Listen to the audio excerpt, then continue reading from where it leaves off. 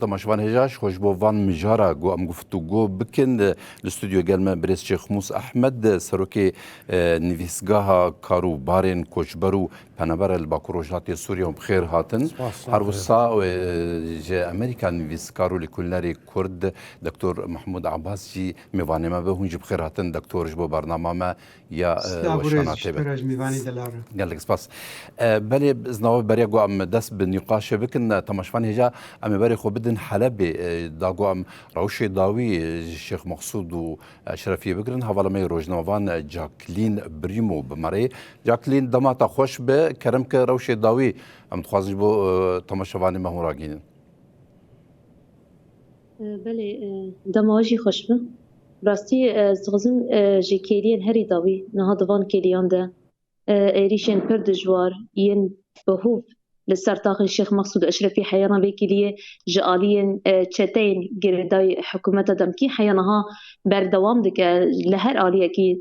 طاقن الشيخ مقصود أشرفي هم لدردوري طاقي يعني إيريش دكن يعني الشر بفشونا كي بير جراندنا برا وان تشتيان وهيزن أولا كاريا هندرين حيانها هنا بردوام دك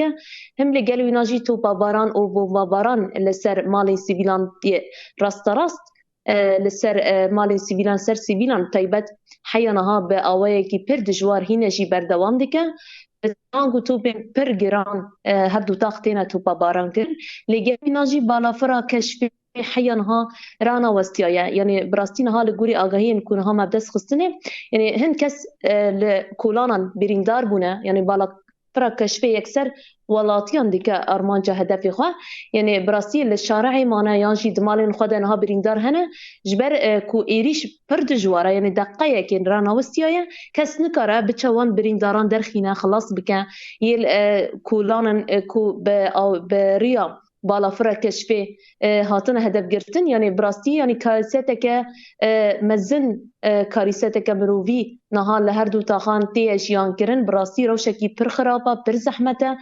يعني قال يعني أذكرن بيجم كونها كهرباء بتمامي لسر هردو تاخان هاتيا قد كرن انترنت بطيبات هاتيا قد كرن يعني مالين ولاتيان هاتنا ويران كرن طيبات بنصازية تاخي يعني شحر آلية كيف براستي يعني شركي برجران نهار سر هردو تاخان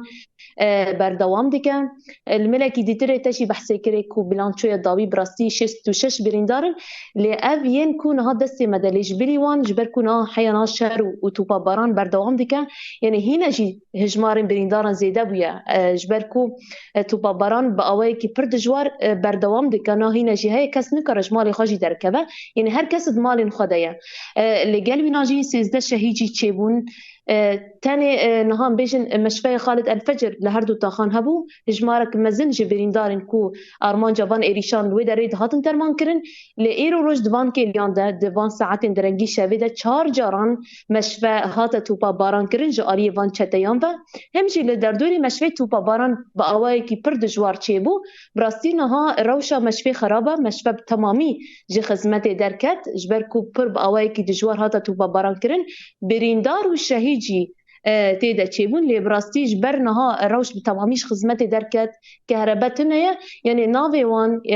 نكارن بيجن كو تشقص بريندار تشيبون هجماري وان تشيبون يعني الجوري كو ديمانين مجهاشتني بردستما الجوري كو آگاهی ما بيستني يعني هجمارك قدرك جي بريندارن وداري تشيبون شهيجي تشيبون يعني نها براستي روشا هردو تاخان روشا كي پر خرابه بيدنگی اجعالی حکومت دمکی آشامی و هيا نهاد وان كليان دزكار بيجم كوكم كجيد در حقيقة لي تاخن شيخ مقصود أشرفية تينا كرن جعالي وان تشاتيان و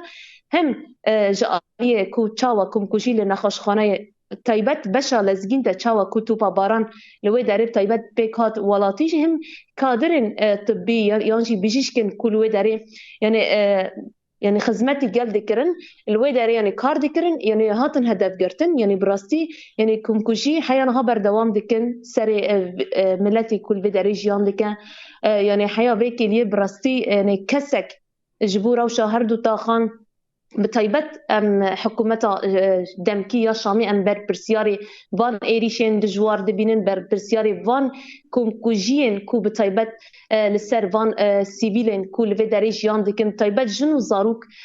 çawa ku birîndar bûn gihîştin asta şehadetê yani em hemî wan berpirsiyarê vê yekê dibînin yani ez dikarim bêjim şer û pevçûn giran li her aliyekî çêdibe taybet jî li milê taxa eşrefiyê li wê derê şerekî pir giran nihatiye qewmandin lê li gel wîna jî hêzên ewlekariya hundirîn bersîfekî tund dide van êrîşan da ku nikaribin derbasî taxê bibin yani bersîfên êrîşan bi awayekî qehremanî yani hêzên ewlekariya hundirîn didin lê heya niha jî vê kêliye bi rastî topbaranekî pir dijwar li ser her du taxan hîne jî berdewam dike û rewş yani bi awayekî pir xerab ji ber ku nexweşxane temamî ji xizmetê derket yani êdî heger birîndar çê bibin yan jî şehîd hebin êdî kes nikare derbasî nexweşxaneyê be û kehreba niha bi temamî li ser her du taxan qutbiye yani ez dikarim bêjim ku di van kêliyan de bi giştî rewşa her du taxên Şêx Mexsûd û Eşrefiyê bi vî awayî gelek spas dikin ew me Rojnavan Jacqueline Brimo û qewet bijwar.